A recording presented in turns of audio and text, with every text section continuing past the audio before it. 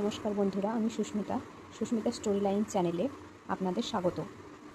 আমি যে প্রজাপতির নকশার আসনটি বানাচ্ছি সেই আসনটির কিছুটা কমপ্লিট হয়ে গেছে। এটি আসন সেলাইয়ের দ্বিতীয় পার্ট। আগে এই আসনটি তৈরি করতে আমার যতটুকু কমপ্লিট হয়েছিল তারপর থেকে শুরু করছি।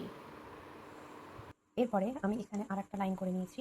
ফার্স্টে এখানে 4টে ঘর, তারপরে দুটো ঘর উপরে, তারপর কোনাকুনি আরও দুটো ঘর, তারপর এখানে দুটো ঘর উপর নিচে, তারপরে একটা ঘর বাদ দিয়ে এদিকে ওপর নিচে দুটো ঘর, তারপরে একটা ঘর, তারপরে আবার উপর নিচে 3টে ঘর, তারপরে আবার উপর নিচে 3টে ঘর, তারপর একটা, তারপরে আবার 3টে, তারপরে একটা, এইদিকে 3টে আর এখানে একটা ঘর।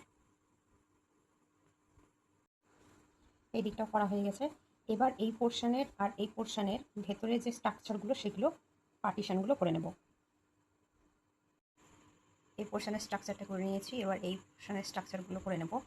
তো ফার্স্টে এখানে যে 3টে ক্রস স্টিচের ঘর ছিল তার উপরে একটা ক্রস স্টিচের ঘর, লাস্টে থেকে উপরে একটা ক্রস স্টিচের ঘর করেছি, এখান থেকে নিচে একটা করেছি, তারপর এই দিকে সরে একটা দুটো ক্রস স্টিচের ঘর, তারপর এই দিকে এখান থেকে 1 2 3 4টে, তারপর এদিকে উঠে এই দিকটা একদম এক লাইন উঠে একদম এই পর্যন্ত জোড়া দিয়ে দিয়েছি।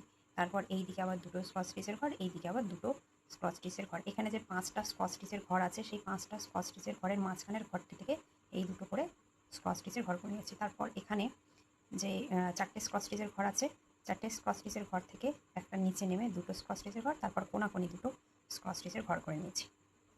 একইভাবে এই দিকটা পুরো কমপ্লিট করে নেব। তারপর এই পোর্শনগুলো উল দিয়ে ভরাট করে নেব। স্ট্রাকচারটি কমপ্লিট হয়ে গেছে। আমি উল দিয়ে এই স্ট্রাকচারগুলোকে পূরণ করে দিয়েছি। এখানে গ্রিন কালার, এখানে গ্রিন কালার, এখানে গ্রিন কালার, এখানে গ্রিন কালার, এখানে অরেঞ্জ, এখানে অরেঞ্জ, আর এখানে অরেঞ্জ, এখানে রেড, এখানে রেড, এখানে রেড, রেড, রেড, আর এখানে রেড। আর এই লাইনটা ইয়েলো কালার দিয়ে, আর এই লাইনগুলো ইয়েলো কালার দিয়ে কমপ্লিট করেছি।